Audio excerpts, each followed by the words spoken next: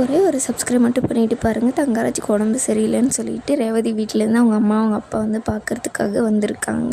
இவர் உக்காந்துக்கிட்டு இது ரத்தம் செக் பண்ணிட்டு என்னடா வித்தியெல்லாம் காமிக்கிற அப்படின்னு சொல்லிட்டு அவங்க அம்மா வந்து கேட்குறாங்க.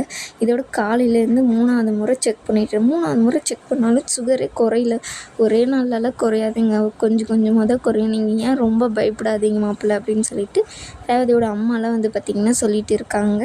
ரொம்ப அதிகமாக இருக்கா அப்படின்னு சொல்லிட்டு அவங்க அப்பா கேட்கும்போது, ஆமாம் ரொம்பவே அதிகமாக இருக்குது. உங்களுக்கே 1 பாயிண்ட் 2 பாயிண்ட் தான் கம்மியாக இருக்குது உங்கள் வயசுக்கு. ஆனால் என் வயசுக்கு ரொம்ப அதிகமாக இருக்குது சுகரு அப்படின்னு சொல்லிட்டு சொல்கிறாங்க. அதில் கவலைப்படாதீங்க மாப்பிள்ள, கம்மி பண்ணிக்கலாம்.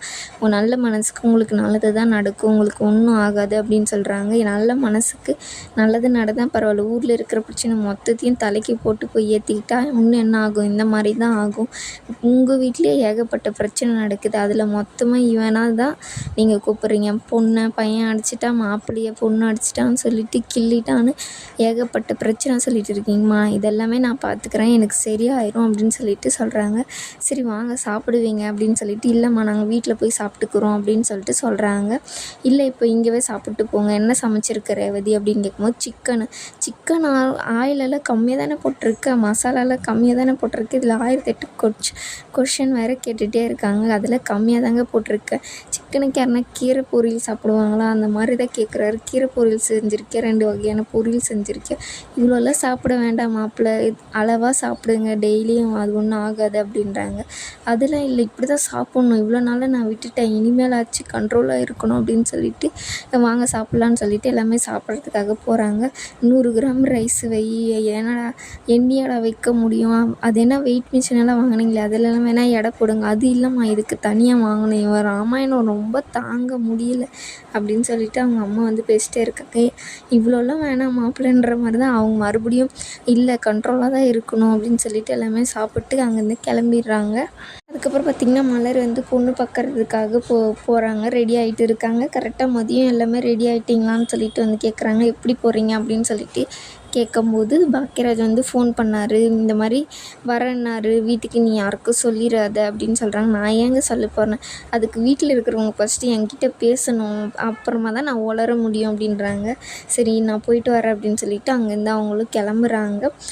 பாப்பாவை கூட்டின்னு நான் கிளம்புறேன் அத்தை அப்படின்னோடனே, சரி நேராக இங்கே வா, உங்கள் வீட்டுக்கு போயிடாத அப்படின்னு சொல்லிட்டு சொல்கிறாங்க. சரி அப்படின்னு சொல்லிட்டு அவங்களும் அங்கேருந்து கிளம்புறாங்க. பாக்கியராஜ், மலரோட அம்மா, தம்பி எல்லாமே பார்த்திங்கன்னா காரில் போயிட்டு இருக்காங்க. ஜாலியாக பேசிட்டு இந்த மாதிரி பொண்ணு பார்க்க போகிறோம், உங்கள் பொண்ணு நல்லா பிடிச்சிருக்கா அப்படின்னு சொல்லிட்டு ஃபோட்டோ அம்மா அமிச்சாங்க. நல்லா தான் இருக்காங்க, கண்டிப்பாக உன்னை சின்ன பையனாக பார்த்தேன்னா இப்போ உனக்கு கல்யாணம் ஆக போகுது அப்படின்னு சொல்லிட்டு எல்லாமே ஜாலியாக பேசிட்டு போகிறாங்க. மலர் வந்து பார்த்திங்கன்னா 3 ஃபங்க்ஷன் வரப்போகுது, எனக்கு 3 புடவை, ஏன்க்கா 3 புடவை வேணுன்றதுக்காக எனக்கு கல்யாணம் பண்ணி வைக்க போறியா அப்படின்னு சொல்லிட்டு சொல்கிறாங்க. 3ம் பட்டு புடவைடா, அப்படின்னா நீ கல்யாணம் பண்ணி தான் ஆகணும் அப்படின்னு சொல்லிட்டு எல்லாருமே ஜாலியாக பேசிட்டு போகிறாங்க. அதுக்கப்புறம் பார்த்திங்கன்னா தங்கராஜ் ஒரு வீட்டில் வேலை செய்கிறவங்க வந்து சொல்கிறாங்க, இந்த மாதிரி ஜிம்முக்கு போகலான்னு இருக்கேன் அப்படின்னு சொல்லிட்டு தங்கராஜ் சொல்லும்போது, அங்கே எல்லாமே சின்ன பசங்களாம் வருவாங்க, நீங்கள் அங்கெல்லாம் போகாதீங்க, வீட்லேயே வேணால் அந்த மிஷினெல்லாம் வாங்கி போட்டு பாருங்கள், நான் வேணால் என் ஃப்ரெண்டு ஒருத்தன் ட்ரைனராக இருக்கான், அவனை வேணால் கூப்பிட்டு சொல்கிறேன் என்ன மிஷின் வாங்கணும் என்னன்னு சொல்லிவிட்டு, அப்புறம் நீங்கள் இங்கேவே வாங்கி போட்டுக்காங்க அப்படின்னுறாங்க. இதுவும் நல்ல ஐடியா தான் இருக்குது அப்படின்னு சொல்லிட்டு இப்போ 2 பேரும் பேசிட்டு இருக்கும்போது, பொண்ணு பார்க்குறதுக்கு வராங்க தங்கச்சியை அப்படின்னு சொல்லிட்டு சொல்கிறாங்க. சரி ஆமாம் எல்லாம் சொன்னேன், இல்லை என்ன உங்களுக்கு உடம்பு சரியில்லை, இல்லைன்னா நீங்களும் வந்திருப்பீங்க அப்படின்னு சொல்லிட்டு, சரி நீ அங்கே போனோடனே வீடியோ கால் பண்ணி காமி அப்படின்னு சொல்லிட்டு சொல்கிறாங்க. எந்த ஊர் அப்படின்னு சொன்னோடனே வேப்பப்பட்டு தான் அப்படின்னோடனே, வேப்பப்பட்டு அங்கே எல்லாம் தெரிஞ்சவங்கள தான் இருப்பாங்க அப்படின்றாங்க. சரி என்ன பண்ணுறான் மாப்பிள்ளை, ஒரு ப்ரைவேட் கம்பெனியில் வேலை செய்கிறாங்கன்னா, மாப்பிள்ளலாம் நான் ரொம்ப நல்ல பையன், அப்பாவும் விசாரிச்சிட்டாரு, ஒரே ஒரு அக்கா தான், நான் அவங்களுக்கு கல்யாணம் பண்ணி கொடுத்துட்டாங்களாம், அது அப்போ பிக்கில் பிடுங்கல் இல்லாத வேலை அப்படின்னு சொல்கிறாங்க. ஆமாம் ரொம்ப நல்ல இடம் அப்படின்னு சொல்லிட்டு, சரி காஃபி வேணுமா அப்படின்னு சொல்லிட்டு இவங்க வந்து ரேவதி கேட்கும்போது, இல்லை வேணாம் நான் காஃபி எல்லாம் நிறுத்திட்டேன், எனக்கு 1/2 மணி நேரம் கழித்து ஃப்ரூட் மட்டும் கட் பண்ணி கொடு அப்படின்றாங்க. உனக்கு வேணுமா, இல்லை நான் கிளம்புறேன் அப்படின்னு சொல்லிட்டு அவர் அங்கேருந்து கிளம்பி போயிடுறாரு.